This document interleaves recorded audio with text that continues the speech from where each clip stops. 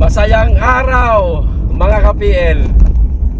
Galit na galit po ang mga taga Davao del Sur sa ibinoto nilang congressman, itong si John Tracy Cagas, mga kababayan. Makikita ho natin dito sa video ipapanood ko sa inyo kung gaano po katindi ang galit nito mga taga Davao del Sur dahil sa pagpirma nga nitong si John Tracy sa impeachment laban kay Vice President Sara Duterte, mga kababayan.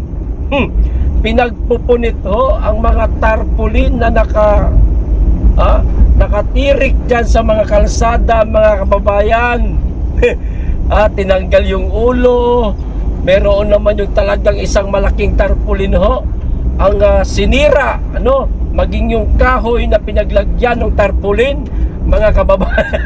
Mga kababayan, winasak din ng mga taga Davao del Sur dito sa lugar na ito lugar ko na to. Ayan. Meron pa ako nakikita na mga nakatayo pang tarpaulin nila, pero doon ho sa ibang parte medyo malayo-layo na yon kasi napakalaki ho nga naman talaga ng Davao del Sur. Pinagbabaklan. Tanghaling tapat o mapagabi man, mga kababayan, walang tigil sa pagbabaklas ang mga supporter ni Inday Sara Duterte, mga kababayan, dahil nga galit na galit sila. Bakit ka pumirma, congressman? Siguro parang ganun yung isip-isip nitong mga taga Davao del Sur. Bakit ka pumirma? Ayan, sa impeachment kay BP Inday Sara. Ikaw lang ang nag-iisang kongresista na pumirma. Ayan, ang karamihan hindi. So eto nga yung video, mga kababayan, ipapanood ko po sa inyo. Maikli lang po ito, lalong ito para to sa mga taga Davao del Sur. Kung gusto nyong i-share itong video ito, walang problema, okay lang. Pero lilinawin ko, mga kababayan, ito para maliwanag tayo, mahirap na, Alam nyo naman ngayon, sa panahong ito, mga kababayan, sa administrasyong Marcos, tila ang lalambot po yata ng balat.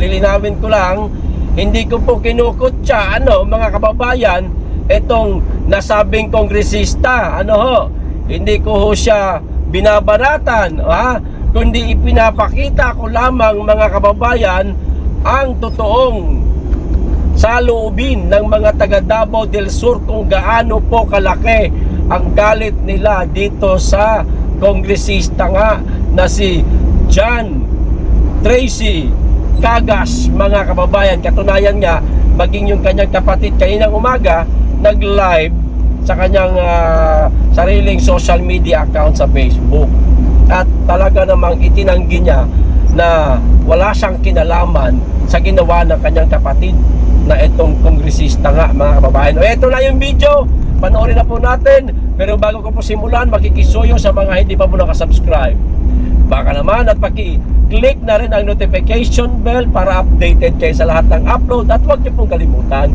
paki-like and share na rin ang video, nang sa ganon marami pang mga taga Davao del Sur ang makakapanood nitong ating video, mga kababayan. At nang sa ganon, makuha ho natin ang kanilang hinanaing din. Okay? Maraming salamat. Makikisuyo lang. Ito na yung video. Panoorin na po natin.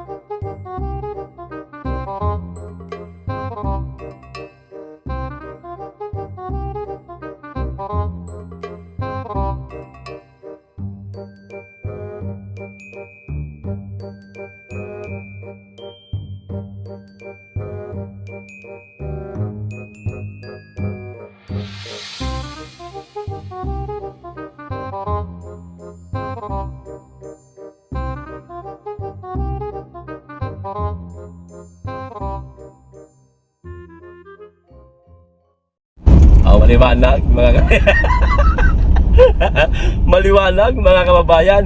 Ito klaruhin natin Ito mga taong nagbaklas sa tarpaulin nitong kongresista mga kababayan, hindi ho yan inutusan ng kung sino mang mga politiko Baka mamaya paparatangan nitong mga trolls na baka itong mga nagbaklas tinuruan o inutusan, binayaran. Walang ganon Ito'y kusang loob lang ng mga taga Davao del Sur. Iba magalit mga kababayan ang mga taga Davao del Sur. Talagang gumagawa agad ng aksyon bilang simpleng paghihiganti sa ginawang pagpirma nga nitong si Congressman Cagas. So ayan. No, ewan ko lang mga kababayan, sa ibang dako sa ating bansa, baka ganire din ang ginawa ng ating mga kababayan. Sa ngayon, wala pa naman tayo nakikita na mga video na nag-viral sa social media na yung kanilang kongresista winasak ng tarpaulin. Sa ngayon, ito pa lang, nag-iisa pa lang ito sa social media mga kababayan, itong si Congressman Cagas nga na pinagpupunit pinutulan ng ulo yaong tarpaulin niya mga kababayan. Pagpapakita na ganoon kalaki ang galit nila sa nasabing kongresista. Iba talaga ang mga taga Davao del Sur. Talagang may tapang mga kababayan hindi natatakot kasi hodang aliwaliwanag, di ba? May kumukuha sa kanilang video, yung isa yung mula sa brigada yata yon, aliwanag, kinuhanan sila, tinapat yung headlight ng sasakyan, tapos habang binibidyohan pero walang pakialam. Ito nga yung mga kababayang taga Davao del Sur, walang pakialam, dire-diretso sa pagpunit, sa pagsira sa napakalaking tarpaulin ni Congressman Cagas. Ang masaklap nito mga kababayan, baka madamay pa ang kanilang ang kasalukuyang gobernador at ang kapatid nitong si Congressman Cagas. Baka madamay kasi pangalan ho di ho ba? Baka madamay.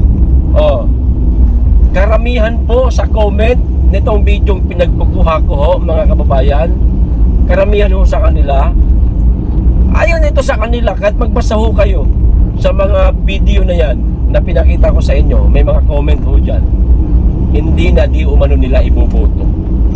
Yan, lilipat na di umano sila sa magiging katunggali nitong si Congressman Cagas sa darating na halalan. Nako, matinding laban ito. Kakaharapin ni Congressman Cagas mga kababayan. Nakahanap siya ng katapat walang iba kundi ang kanyang mga constituents mismo mga kababayan. Lilinawin ko ulit para klaro, hindi ko kinukutya, hindi ko binabanatan ang kongresista. Okay, ako'y nagpapakita lamang sa mga tunay na pangyayari. Ayan, maliwanag. So hanggang dito lang. Maraming salamat, mag-iingat kayong lagi, at higit sa lahat, mahalin natin ang Pilipinas.